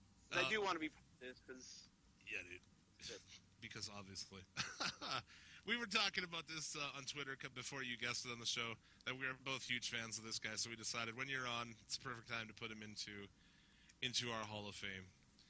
The most prestigious Hall of Fame in all of podcasting, as I say weekly. Boom. Boom. This week we are inducting Conan into the fucking Hall of Fame. Dude, being big Mexican wrestling fans, obviously, we are fans of Conan. The dude is fantastic. This is what, our 42nd inductee. Is it 43rd inductee. 43rd. Yes, Conan. Yeah, man, you're a big Conan fan as well, right, John? A huge Conan fan. I mean, I loved him as a kid. Oddly enough, because even though the company was mismanaged as hell, I was a huge TNA fan in the 2000s. So 3 Live Crew and then LAX is just a dream stable for me. It's really, though, over the past couple years when I've started to learn just how much Conan's done behind the scenes in the States. Conan was... I inducted Conan into the Put Him Over Hall of Fame at the end of last year because I realized Conan is the reason I watched wrestling. He was the driving force in WCW to convince Bischoff to bring in the guys from Mexico, and if it hadn't been for him working so hard to put over Lucha Libre, I probably never would have enjoyed wrestling as a kid, and I wouldn't be sitting here talking with you fine marks right now. Yeah, he's also part of bringing all those guys into fucking ECW, too, so... Yeah. Yeah, and it did, from there to, stuff he did with Lucha Underground before his untimely death there. Dude, why was nobody else since then? R.I.P. Charles Aznavour. There you go. As mentioned, I think we talked about this before. It was like, why since then is nobody doing the badass fucking rolling clothesline? Somebody. No idea. Okada is the only guy in the business who really uses the clothesline as a finisher at all, and no one does a clothesline quite like Conan. Was that his finish? I don't know. Was that his finisher? No, it wasn't his It was a signature move. But yeah, someone needs to just start using that thing, man. Fuck, it's awesome. I always dug it. Because I like Conan as a creative guy in WWE 2K16, and the only thing I'm missing is that sweet rolling clothesline. No. I'm curious. It's not even in the moveset anymore? Oh, what's up? Go ahead, you had a question? I was... Oh. Yeah, what did you say? I was just gonna say that move's not even in the moveset on that game. I don't think it is. Oh really? I don't know. Oh, there's so many moves. It takes so long to like fine tune a guy on that game. Kind of sucks. But anyway, yeah. Yeah, we're gonna say. Well, now I'm curious. Have you guys made yourselves in the game yet? No. No. We have. We put them over as a trio in the game, and it's fun to have us get our asses handed to us by Evolution or the Bullet Club. So fun little time waster. I can't make a proper fat guy on there, so fuck that. It's true. We tried to make Hurley, and he just looks like a fucking water barrel, just walking around with limbs. It's very odd. I mean, Bigelow's on the game, and Vader's on the game, but you can't use that body style. If I could just take Vader's body, and put my fucking dumb face on it, it'd be perfect. Going back to Conan, though, I'm curious. Did you guys actually put him in your Hall of Fame to pop me and because he's such a great wrestler? Or is it because you guys are as big on Iranian tobacco as he is? Oh, I'm definitely as big on Iranian tobacco as he is, dude. Because Rando seems like he's deep in Iran right now, to be honest. Reporting live from Iran. Yes.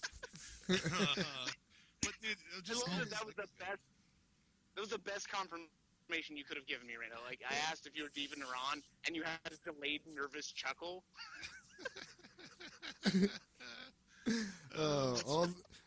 Most of the time, man. The Iranian tobacco. The guy's just great, man. I always liked him fucking, from his ECW shit back into his Mexican shit.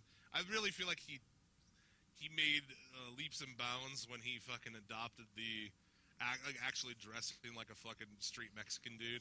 With the hat. When I think of Conan, I think of the fucking hat with the one button flannel and the fucking wife beater, baggy pants. That's the Conan. What's that? What? You don't think of Max Moon, his robot gimmick? No, I do not think of that. No, I don't think anybody thinks of that. Conan was huge in popularizing the Chicano heel gimmick, which has been used by so many guys since then. I mean, he's referred to as the Hulk Hogan of Mexico. He was in Mexico at one time, Hulk Hogan level, fucking shit. Absolutely. Do you remember in WCW when they had him working with fucking Ric Flair for a while? Yes. Dude, what the fuck? Ric Flair, now he's friendly about it, and he's like, oh yeah, but, he really doesn't have respect for that guy at all. Because Ric Flair is a cunt, but whatever. Ric Flair was the 7th inductee into our Hall of Fame. What can you do? Yeah, man, like I said, there's so much good shit, and up until recently, he was doing the booking for AAA. Now AAA's booking has immediately gone to shit since he quit doing it, so there's that to look forward to. His work in CMLL, which oddly I've been watching. I found a guy who posts the weekly CMLL shit on YouTube, and I've been watching that. It's very confusing. It's just... CMLL is a hard one to follow, and the reason is they have way too many shows each week. But at the same time, I mean, guys like yourselves who can appreciate solid ring work, there's guys who are just incredible luchadors. Guys like Máscara Dorada, El Rey Hechicero. CMLL is still a good thing to watch, but yeah, if you're trying to follow it on any regular basis, good luck, man. Even I can't keep up. Yeah. And yeah, dude, I mean, obviously, fucking Los Gringos Locos, man. Come on now. I mean, that's legendary shit. Eddie Guerrero is the greatest thing that ever happened to this performance art. So of course, I love Gringos Locos. I don't know what number Hall of Fame Eddie Guerrero is, but yeah, he's definitely in the Hall of Fame. Yeah, as well. he's in there. He's in there somewhere. So yeah, 43rd inductee, and as always, yeah, you can check out our Hall of Fame on Facebook in the albums section of our photos. It has every member of the Hall of Fame in there, so you can see exactly how fucking marky we are. But putting in guys like Mil Mascaras and shit. Yeah. But yeah, that's awesome. So Conan, Hall of Fame. And also, yeah. I'll even plug Go ahead. I'll even plug his podcast because it's the one guy in the business who I listen to regularly each week. I was going I don't to listen say to my own podcast, but MLW, the guy is such a shooter. Just 2 weeks ago, he was talking about this chick who was a pain in his ass and got pissed off and left CMLL. And he ended his tirade on her. It's like, good luck doing in CMLL what you did with me and try and fuck every guy in AAA who has power to put you over. Boom. I love it. Boom, dude. Hashtag boom. You know, that show with him and Court Bauer, that's a lot of drivel on fucking MLW. That's pretty much the only show. That and Cornette I listen to. Even though Cornette hates Lucha Underground and shit, that's the thing of, like, with him, I don't know why, but Cornette can be shitting on something I love, and I'm still entertained. You know, it's unbelievable. He's my least favorite human being alive, but he's such a great talker that you'll still listen to what he has to say, even if what he has to say is the most ignorant, out-of-touch bullshit possible. He's like the equivalent in wrestling of John Lithgow's character in Footloose, just so disconnected from the times. Right. Kind of. But at the same point, like, socially, he's very with the times. You know, like, you wouldn't expect Jim Cornette is a very, like, pro-gay marriage, he's a very liberal guy politically, which is really interesting. But yeah, his views on the wrestling business are very Republican. So yeah, moving on to that. I guess the last. Oh, we just still have Mark Tank, dude. Before and Lucha. Yeah. Which one you want first? Let's do some of this Mark Tank, dude. We got. Yeah, let's do some Mark Tank. Yeah. Zubair Cash says Triple H is a cheater wrestler. He is not good in character. We hopeful about Roman Reigns to get well soon and get WWE World Heavyweight Champion. Good job. I read him as they fucking. What was his name? What was his name? Amir Cash. I don't know. And that's the thing. It's kind of turned into this weird thing where we name it Mark Tank after Shark Tank. Holy. But it seems to be a lot of Middle Eastern people always. They seem to be really like not aware of kayfabe. It's really weird. Oh no. It's particularly Indian marks and then like Persian type marks are the most entertaining because they comment with the most broken English and they act like 6-year-old marks. They're all very passionate about the faces. John Cena is like their Jesus. Well, he's like their fucking Muhammad or something. Krishna, depending on what kind of brown they are. No, what you just described is the exact, like, fucking building blocks of Mark Tank. That's exactly what Mark Tank is where I read comments from those exact marks every week. Sandeep, really? Yeah, Sandeep. I love that shit. Yeah, Sandeep Zendi says, Roman, sir, go and win the title. WWE Championship is real WWE Champion. Only Roman Reigns champ is here. And then in parentheses it says, Roman rings. I don't understand. It's awesome. Oh, man. Let's see. RK Shanto, Roman Reigns, good to know you are recovering. Triple H will pay for his shameful, cowardly attack on you. I believe in your fighting spirit. Roman Reigns is the next WWE Heavyweight Champion at WrestleMania 32. That one was my favorite. Believe that. Believe that, because he really believes that. He does believe that, dude. He believes that. Yeah, he does. It's awesome. Oh, this one's really good. Mashidid Hussein says death to infidels. No, he says... The streets will dude, flow with the new, blood of the non-believers. Suplex City Limits Infidel t-shirt. That's coming soon. By the way, t-shirts are coming soon. we're just waiting for our storefront to be posted. So that'll be a big step up in are our you guys going t-shirts. for PWT? Yeah, Yeah. we're going to be our. I wasn't going to say it until it launched, but Wow. a spoiler alert: our pro wrestling tea store, will be open soon. Just keep checking. we've Maybe it'll be this sent- week. I was curious how that relationship worked, because we've actually designed a couple T-shirts and we're shameless self-promoters. So I'm kind of curious as to how that's worked out for you guys. Yeah, it hasn't happened yet. Store, we sent in our stuff. Store is opening soon, and we'll have one design at launch, and then we've got some more designs that we'll slowly bring out. So, yeah, definitely check that out. ProWrestlingTees.com/Suplex City Limits coming soon. Mushid Hussein says, Triple H, you are messed up with wrong guy. You have no idea what you did on Monday Night Raw. It's useless to cry over spilt milk. Gone were the day when Triple H fly kite. What? Yes. It's the era of Suplex City and Superman Punch. Be ready for Wrestling Mania. You will taste both. Hashtag belief this. These are people. Oh, that's awesome. Oh my god. Oh, fuck. Who actually and Joe Moxley. Jesus Christ. I bet every single one.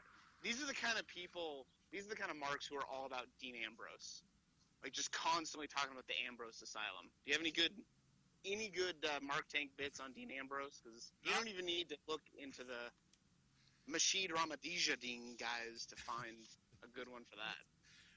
Not this week. This week is like solely centered on Roman Reigns being attacked at the close of the show. Like I said, these are from a post about his with his face being injured, air quotation. Dr. Zarir says, soon after recovering, teach Triple H a lesson. Let him lay on the stretcher bed. Get well soon, Roman. That's so fucking good. great. Oh, dude, it just keeps going. Davida Sil. Triple H will lose the belt to Roman, and Stephanie and Triple H will lose control of the WWE when Shane finds a way to beat the dead man. This one I thought was great. I don't even know. Jahan Exib Alam says, I request all of the Roman haters to watch Cartoon Network instead of WWE Network if they don't like Roman or the script, and at least don't boo him. Believe that. Believe that. So if you don't like Roman Reigns, you should just not watch. You should watch Cartoon Network. Yeah. That's where that guy belongs, on the Cartoon Network. God. So like the Powerpuff Girls should be your promotion of choice. So if you don't, mark for Roman. Mm. Yeah, exactly, very much. Great logic. I I love that it sounds like you're reading from the no-fly list rather than a list of wrestling fans.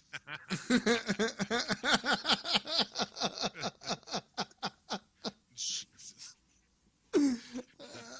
That's awesome. It'll be the first ever podcast to be victims of terrorism. That's true. We're gonna get Charlie Hebdoed. Yeah, ISIS is gonna hack our fucking Podbean. Oh, man. Kieran Gilchrist. That almost may be an American. Whoa. Roman, Triple H. Irish. Triple H eyed just scared to face you at WrestleMania. That's why he injured you. But you're stronger and will recover by WrestleMania. They all ended with believe that.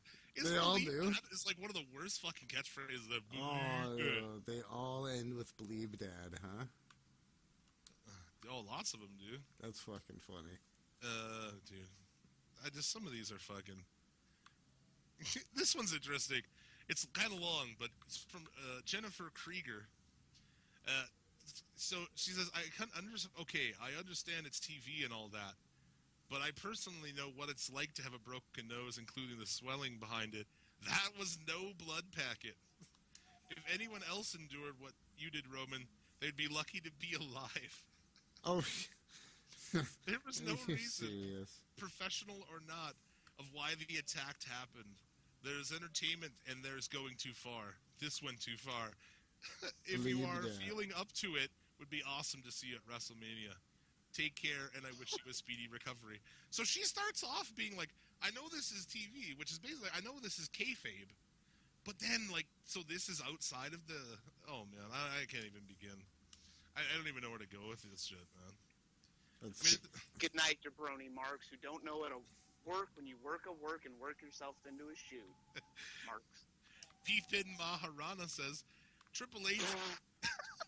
Triple H is a dog man.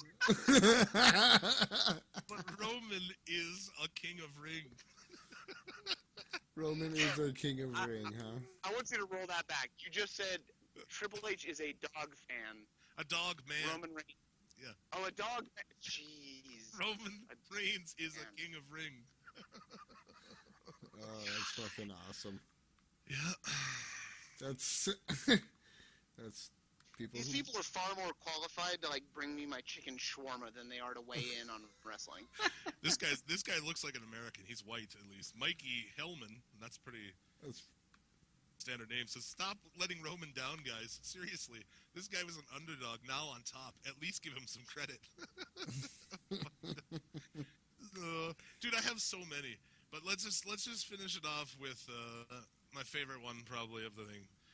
End this week's Mark Tank. Pavio Falamon, you are the winner this week of Mark Tank. And he says, very straight to the point, Roman is the best WWE superstar ever. Oh, God.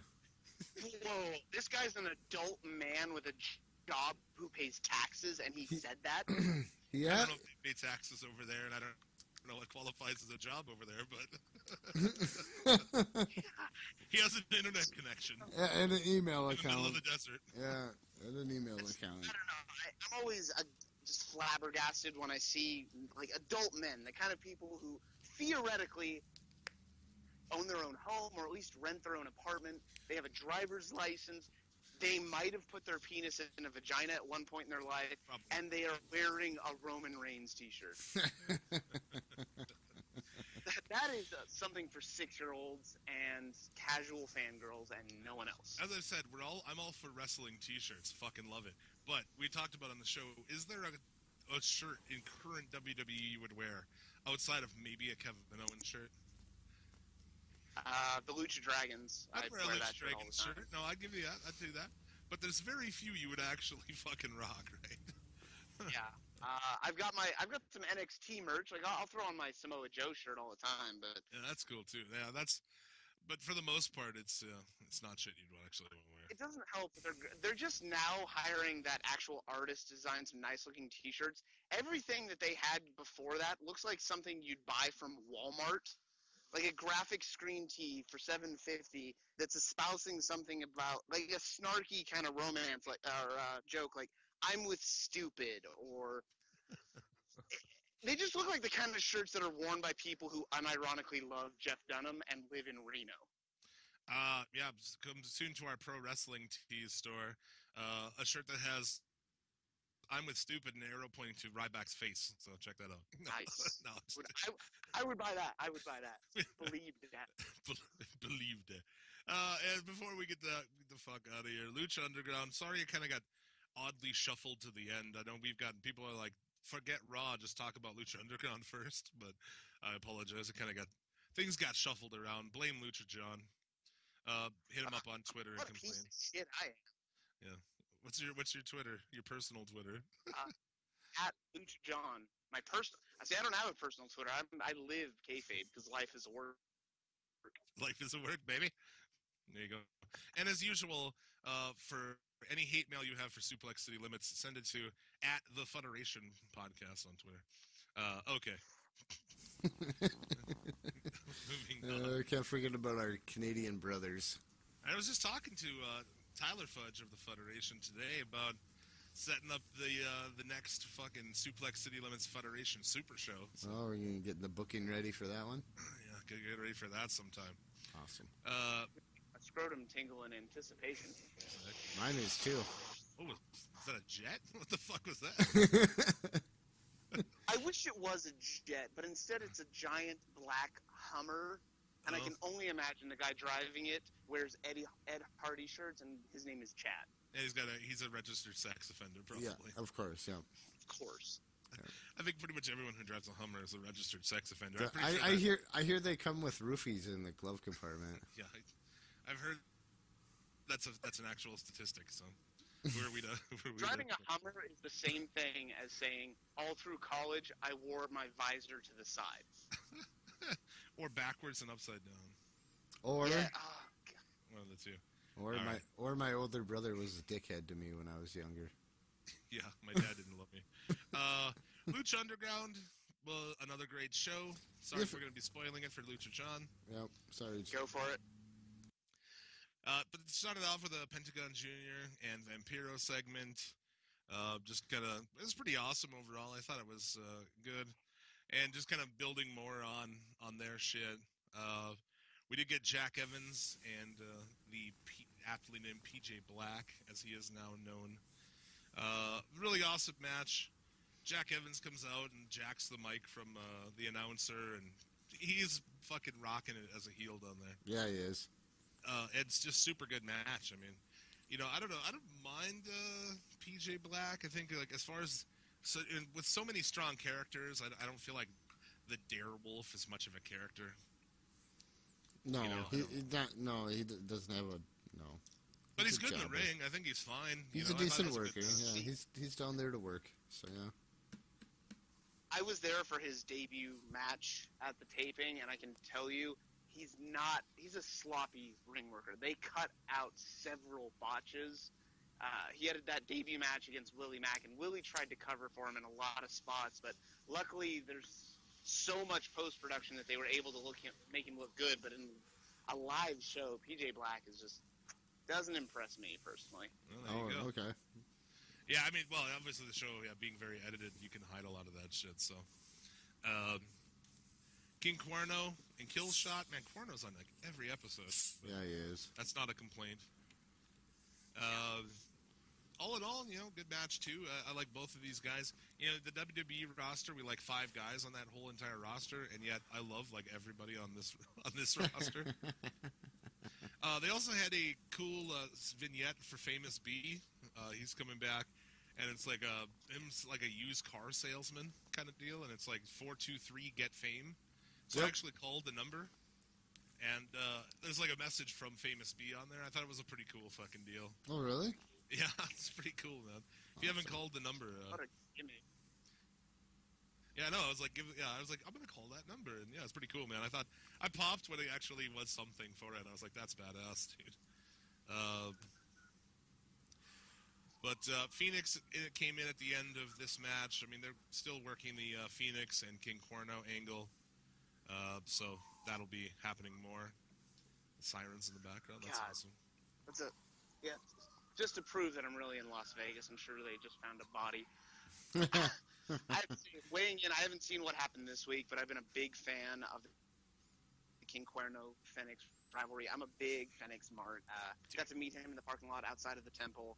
And King Cuerno, like El Hijo de Fantasma, that guy is the perfect Lucha Underground guy because his English is excellent. He's great on the mic. He can be one of the big frontmen for that entire promotion. And they've got something special if they can continue this angle. Something potentially as good as Phoenix Milmore this. Dude. And him in the mat, like, dressed up in the full Western gear with the cowboy hat, with the mask, I'll pop every motherfucking time. The shitty fucking, like, the truck he was driving, like he's about to go pick avocados all day. Fucking awesome, man. That's good shit. No, that's good shit. Yeah, no, I'm definitely a Cuerno guy. I'm starting to think, I've been watching Lucha Underground each week, and I'm actually curious. I didn't see, was I in the crowd this week? I didn't see, but there's a lot of people wearing masks. I want to make it a drinking game because I've noticed they must have Lucha John stock footage because they have been showing me well past the episodes where I was actually in the crowd. Oh, really? Yeah, if you look for a pink Phoenix mask and a guy just marking out like a faggot, that's me. It's awesome. And the third match of the show. I'm for a car right now just to update you guys. You were getting in a car? Yeah, my Uber driver just showed up. Hey, what's it? Is he? Tell him you're doing a fucking wrestling podcast as we speak, man. Or do you not talk to those guys? Fucking wrestling podcast. I think you're allowed to talk to them. I don't know if they're allowed to talk back, or maybe they get their hands cut off. I don't know if this is like Agent Persia rules. It's Uber. There are no rules, man. Yeah. It's true. It's like the ECW cab promotions.